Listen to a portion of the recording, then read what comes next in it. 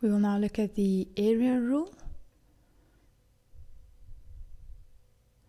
And for starters, we're going to use this triangle to prove it. Now, this is the easiest proof of the three. Once again, we construct our perpendicular height. And we know, okay, so we want to prove that the area of this triangle ABC is equal to half, and then one of these, let's say half AB sine of C. So this one, or half of AC sine B, or half, then from this angle we've got BC sine of A. Okay, so to start off, we have a triangle, and what we normally do to find the area of a triangle, we'll say that it is half times base times by your perpendicular height. And in our case, we've got a base here of A, and this is our perpendicular height. So to substitute that in, we've got half base, which is A, so that's going to be A, and then perpendicular height, in our case, that's just H. And now this should give us a clue of what to do next.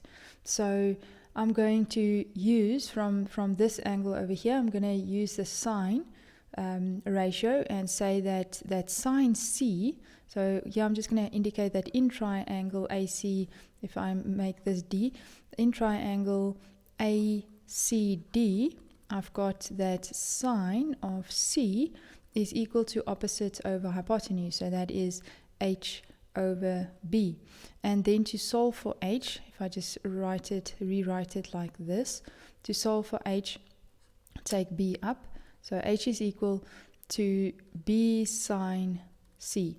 And then, since we had our area over here as this, we can now take this H over here and substitute it into this formula, for this H. So instead of writing this H, we write the value of H in terms of B and C. So therefore the area is equal to half, then A, then instead of H, B sine C. And here we've proven one of these three formulas. So then we can say similarly, it can be shown that the area is equal to half BC sine A and half AC sine B.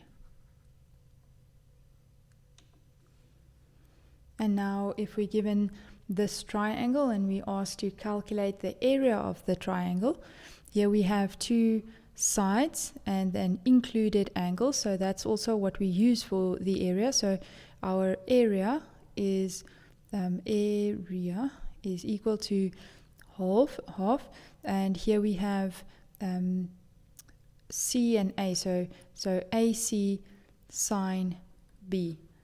Then substituting in those values for A, we have 8,5, and for C we have 7,2.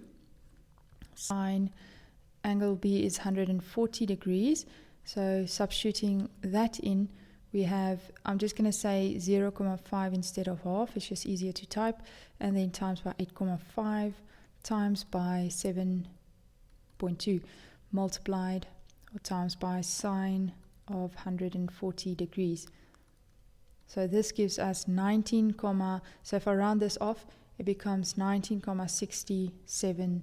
So 19,67, and our units, since we've got units this time, is in centimeters squared. And now we said that, now we're given the area. So it says that the area of triangle FGH is 100 meters squared, and then we need to calculate H. So we need to calculate this. So I'm going to say that my area is equal to half, and then this is H, and this is G, and cos of F. So my known values are the area, I know G and I know F. Now to substitute in my known values, I've got 100 and half. So for H is the one I want to find. G is 30 meters, and cos of 30 degrees. And now to isolate this H, I can divide both sides with all of these coefficients of H, basically. So we can divide both sides by this half 30 and cos of 30, and on this side as well, half times 30 times cos of 30.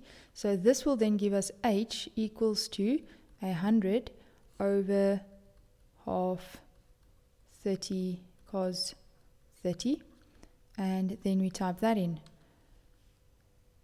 So 100 divided by 0.5 times 30 times by cos 30 is equal to, so that's equal to 7,70 if I round it off to 2 decimal places. So this is 7,70, and that's just meters.